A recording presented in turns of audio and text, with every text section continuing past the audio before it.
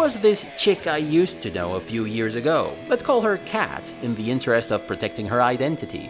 Kat was batshit crazy, she was fun, she was hot, and she was only interested in having a one-night stand with yours truly.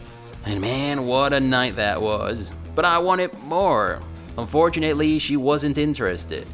And you know, Death Roads reminds me of Kat in more ways than one, and I am here to tell you all about it. Welcome to You Old Entertainment, and welcome to another episode of You Old Gamer Recommends. So last year I played Baldur's Gate 3 for about 400 hours, Moonring for about 80, and Fallout 2 for another couple hundred hours. And I still can't quite tell which of these games offered the best gaming experience. But if you were to ask me which game offered the most fun and fulfilling experience all the way through, there's zero doubt in my mind, friends. Zero. And you are looking at it right now. Death Roads is a roguelike card battler that's barking at the same tree as Slay the Spire and Monster Train. But unlike the endless parade of Slay the Spire clones that have copycatted the formula and added features on top as though it were pastillage on a cake, Death Roads truly goes its own way. And it's a fun, challenging, and badass way. And thus, it deserves a Bad Mother seal of approval. Death Roads is unapologetically over the top. It's part Mad Max 2, part The Fast and the Furious, part Wacky Races, and it even winks an eye at Fallout. Road never changes. I understood that reference. Even the cards themselves have cool little names like Slipknot or Spanking. Unlike Slay the Spire and Monster Train and their multiple clones, Death Roads is more about the actions that you take during the combat encounter than it is about your deck.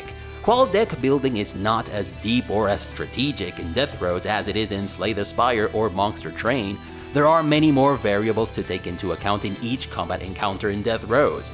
Your car's position on the road in relation to enemy vehicles, for example, is crucial. Your car can be one or several spots ahead or behind, and to the left or to the right of enemy cars, and this determines which actions you and your enemies can take against each other.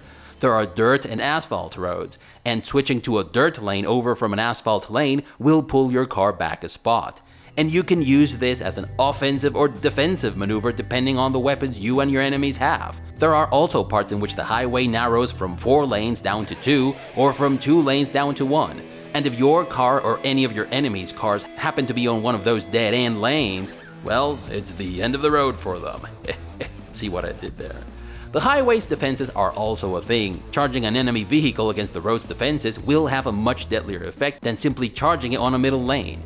You also have to take into account your grip level, which is the control you have over your car. If your grip level drops to 0, your car starts skidding, and that can go really badly or really well. Maybe the most unique thing about the gameplay in Death Roads is the concept of switching gears.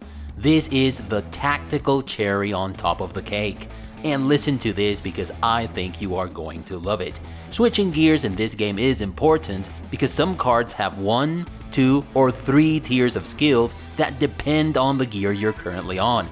Take this card here for example. The highest tier of the skill can only be used if you are currently running on 5th gear. And using the best version of a card makes a huge difference. So keeping an eye out for cards and skills that allow you to switch gears is crucial to your success in Death Roads. But the thing I find the most interesting about combat encounters in Death Roads is that your enemies try to counterplay your actions, and this is usually not the case with card battlers. In these types of games, you tend to have immutable conditions. Your characters are always standing on one side of the screen, with bad guys standing on the opposite side, and 90% of the time, enemies stick to their plan regardless of what you do on your turn. They even telegraph their attacks.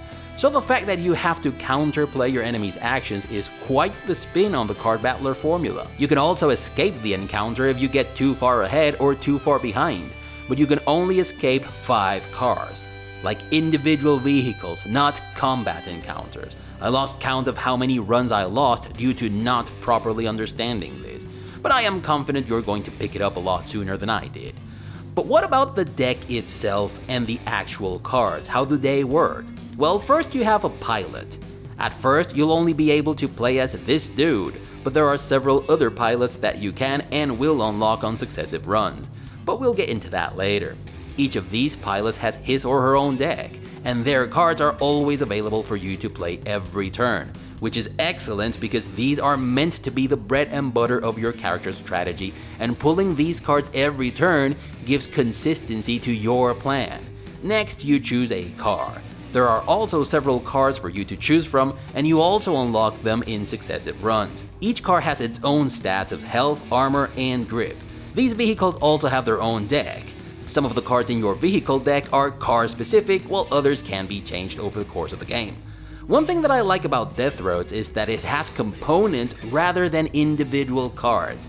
You have front, top, back, and frame components, and each of these can have 2, 3, or 4 cards depending on the component you choose. There are top components, for example, that only have 2 cards, and some others that have 3. And every time you win an encounter on the road, you can choose one of 3 components. And some of these components have passive bonuses like extra armor or drive, which are your skill points in this game. One thing that I absolutely love about Death Roads compared to Slay the Spire amongst many others is that you can equip your new component straight away, or you can store it for later use. And best of all, you can compare the new components you get as a reward for beating the combat encounter with your currently equipped component. Modern RPG inventory style. You can sell any new component you collect when you hit a store, or you can use the garage function to equip it. And if you try out your new component and it doesn't quite work for you, you can go back to the garage after the fight and replace it with your old component. And I think every card battler needs something like this. It should be mandatory from here on out. There are all sorts of weapons that you can equip on your car, from lasers to rockets to machine guns to wrecking balls, and I tell you, those guns are definitely not just for show. All of them have different ranges and areas of effect. Some of them have an effect on the enemy's grip, some do damage over time, some hit like trucks. Hey, this time, for example, in which I had all the bad guys perfectly aligned with my Wrecking Ball's AoE, and I got all 4 of them with one shot. I'm pretty sure I came when this happened. I like that there are different builds that you can go for in Death Roads. You can, for example, focus on draining the enemy's grip, which deprives them of action points to use on their turn, which means that they'll be forced to pass before reaching your car or doing any significant damage. Also, at the beginning of the game, you choose a place on the west coast from which to start the race.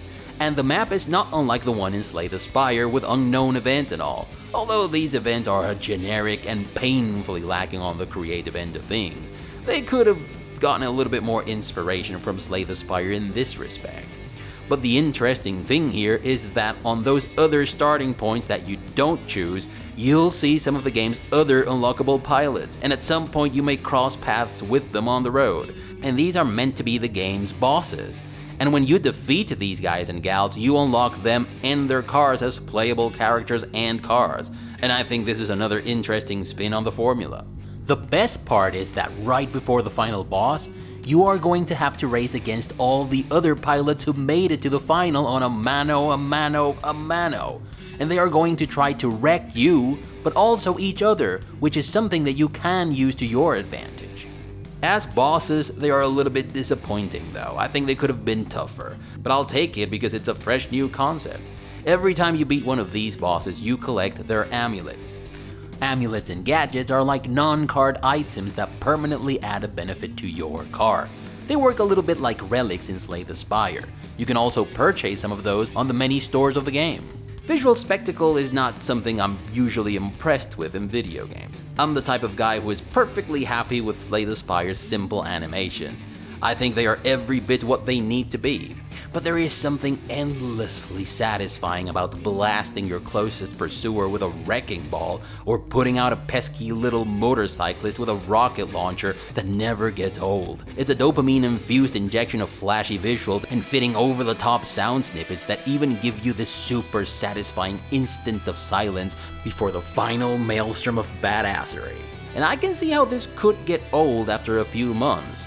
But the thing is that Death Roads is not going to last a few months.